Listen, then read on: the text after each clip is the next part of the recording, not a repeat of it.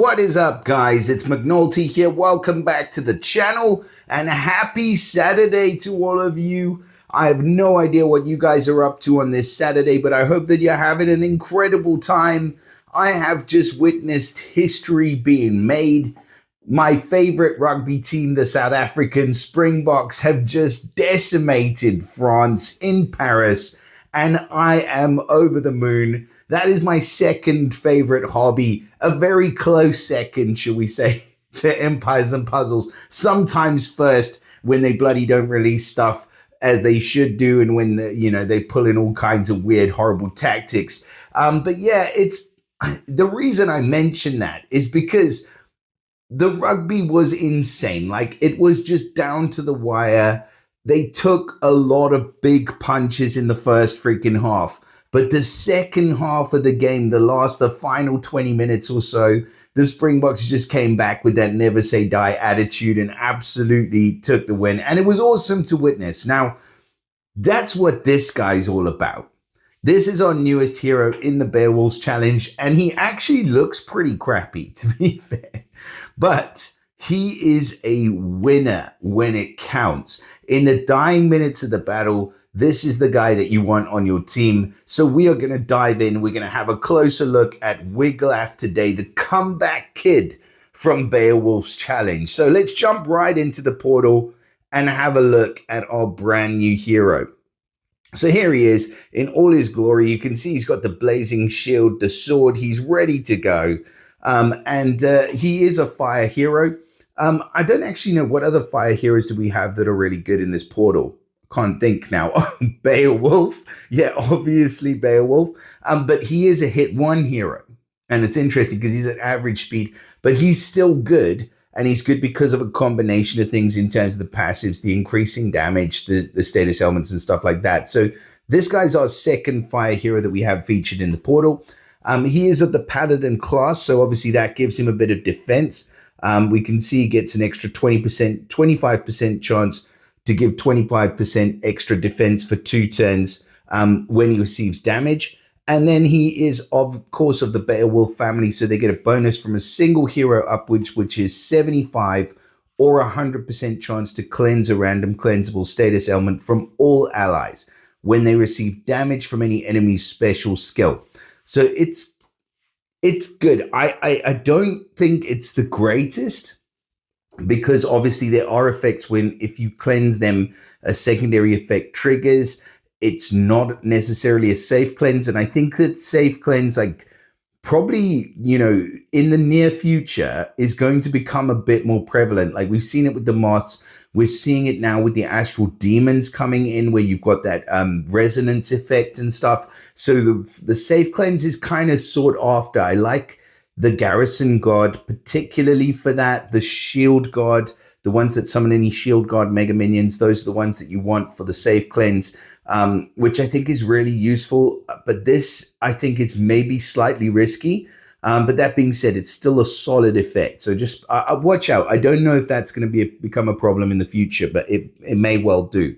Otherwise, his passives are incredible. He's got a perfect accuracy, so his special skill never misses. He's got empowered resistance against mana reduction. So not only is he immune to mana reductions, they also get 600 boosted health and 10% mana every time that they resist. So do not bother bringing mana reducers or anybody that cuts mana against this guy. You are just going to be digging your own grave. That is literally what you are going to be doing, scooping that sand out and getting ready to be pulverized into the earth's 12 feet under 6 feet. How many feet is it? Fuck knows. 6 feet? Yeah, we'll say 6 feet. Okay, so yeah, it's an incredible passive.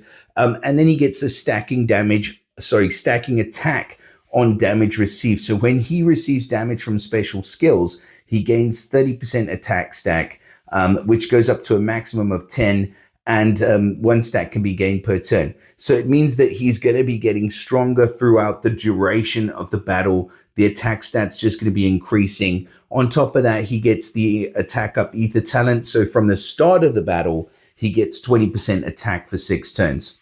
Super strong, and really kind of a way to maybe go a more defensive path with this guy in terms of the talent grid, because he is going to be getting that stacking attack increase, and it's 30% attack stack every time that he gets damage from any special skill. So if you're pretty much counting on taking some damage from special skills, you might want to build this guy more defensively and just experiment a bit around with that. I don't think it will harm him. You know, alongside the paladin class, he's obviously got solid defense there as well. Right. Let's move into the world of stats for Wiglaf. We will switch off the max power preview just to start with. So 1252 on the team power in total means that he is exactly the same as Marnes, who was released yesterday, which is cool.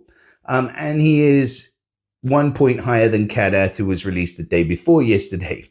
And that's crazy because 3 days, 3 freaking heroes. That's how we roll in Empires and Puzzles. It's an absolute smorgasbord of brand new heroes. But anyways, so 1252 on the team power. He is very attacking. So you can see the attack stat there, 1310. As we've mentioned, that's going to be all important for this guy. 1256 on defense, so very, very respectable there. And 2263 on health. Obviously, with max power up, all those stats they jump up right through the roof. Now, the special skill, and this is where it gets interesting, is called Stalwart to the End.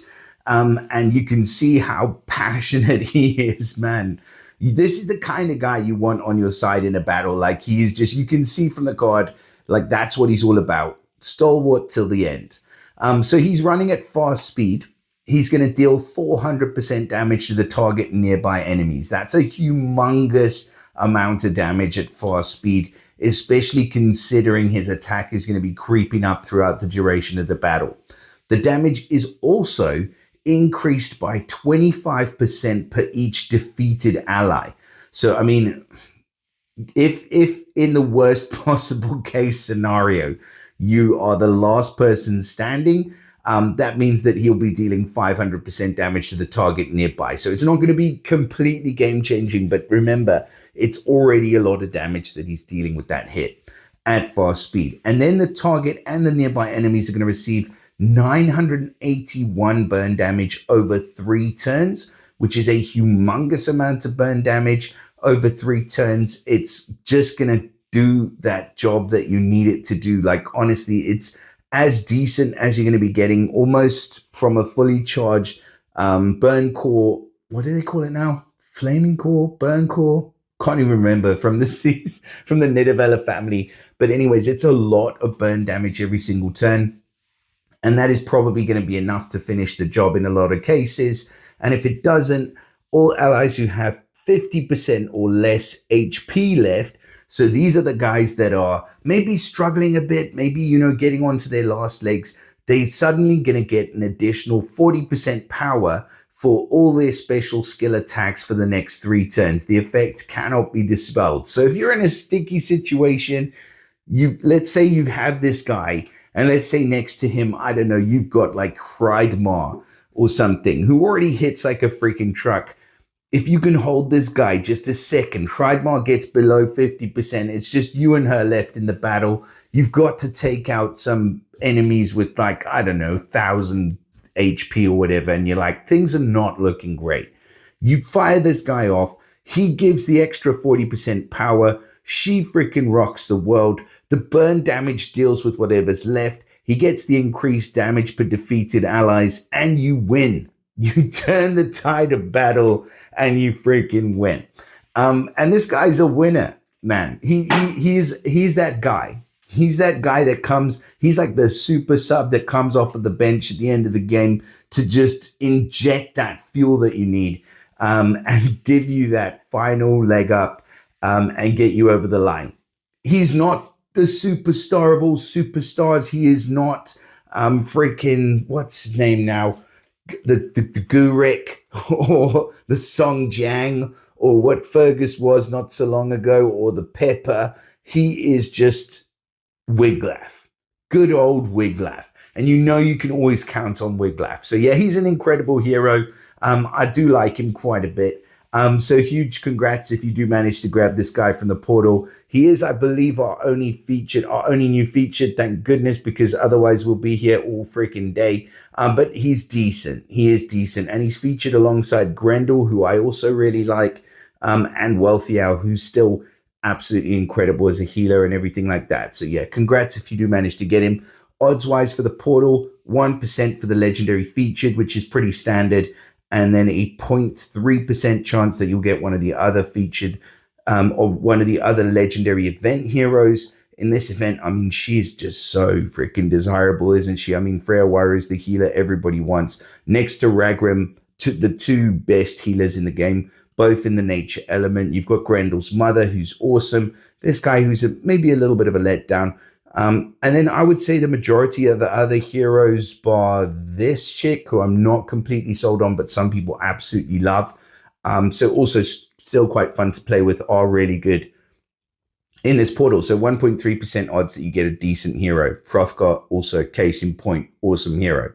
But yeah, that's all I got to say about our brand new hero, Wiglaf. Please do let me know what you think about this guy in the comments. Do drop us a like, and don't forget to subscribe to the channel if you're not subscribed already. Come over and join us on Discord. Share it with your mother, and I'll see you again in the next video. Bye for now.